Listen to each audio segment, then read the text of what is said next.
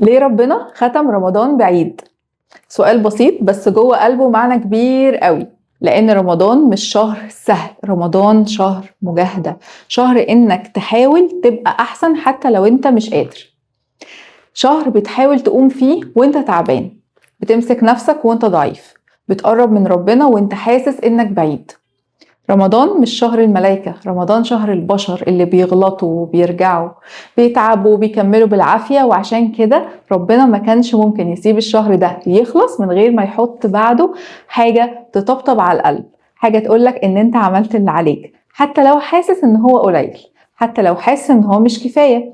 ربنا شايف محاولتك مش النتيجة، شايف الوجع مش الصورة النهائية.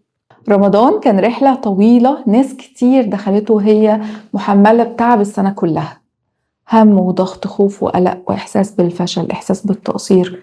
ناس كتير دخلته وهي بتقول يا رب أنا جاي بس مش واثق في نفسي، جاي بس خايف ما أقدرش أكمل. ومع ذلك كملت يوم ورا يوم، حتى لو وقعت قامت تاني، حتى لو قصرت رجعت تاني، حتى لو ضعفت استغفرت تاني. وربنا سبحانه وتعالى لطيف، ما بيكسرش بخاطر حد.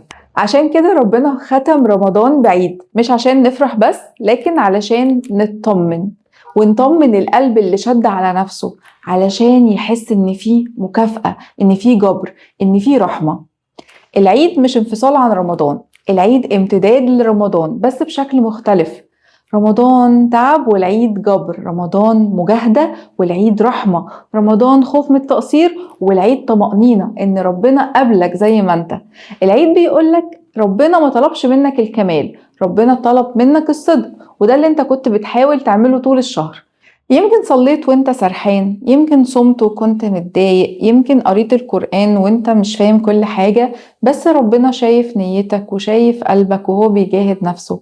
وعشان كده ما ينفعش الرحلة دي تخلص من غير حضن في الآخر، من غير ابتسامة، من غير فرحة العيد. العيد مش بس لبس جديد ولا خروجة ولا كحك العيد، قبل كل ده هو إحساس داخلي بإن ربنا راضي، إن ربنا مش زعلان، إن ربنا بيقولك كفاية عليك كده أنت تعبت. والعيد بيجي علشان ما تحسش إنك خرجت من رمضان خسران، عشان ما تحسش إنك مهما حاولت لسه في حاجة ناقصة. العيد بيقولك إنك مقبول، إنك مرحب بيك، إن أنت في عين ربنا ومش قليل. العيد جاي بعد شهر كله قلق، هل اتقبلت؟ دعائي اتسمع؟ هل صيامي كان صح؟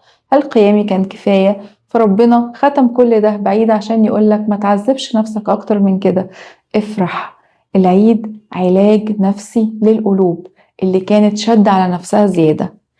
العيد بيعلمنا إن الدين مش ضغط مستمر، الدين توازن، عبادة وراحة، قرب وفرح، بكاء وابتسامة، صيام وعيد.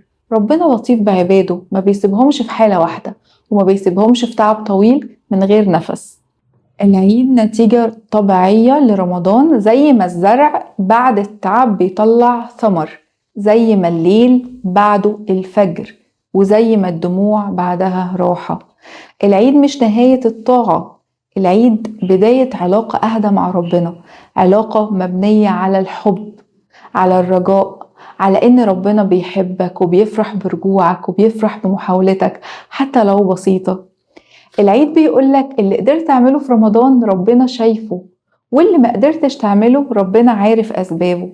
العيد بيقولك ما تحتقرش مجهودك، وما تقارنش نفسك بغيرك، وما تخرجش من الشهر وانت في جلد لذاتك. العيد رسالة رحمة، رسالة جبر، رسالة إن ربنا ما بيقفلش باب الرحمة مع نهاية الموسم، بس بيفتح باب تاني للفرحة والطمأنينة والسكينة، علشان تكمل الطريق وانت قلبك سليم، عشان تخرج من رمضان وانت بتحب ربنا أكتر مش خايف منه، عشان تحس إن العبادة مش عقوبة أبدا، ولا هي واجب تقيل، لكن فرصة قرب وفرصة شفاء.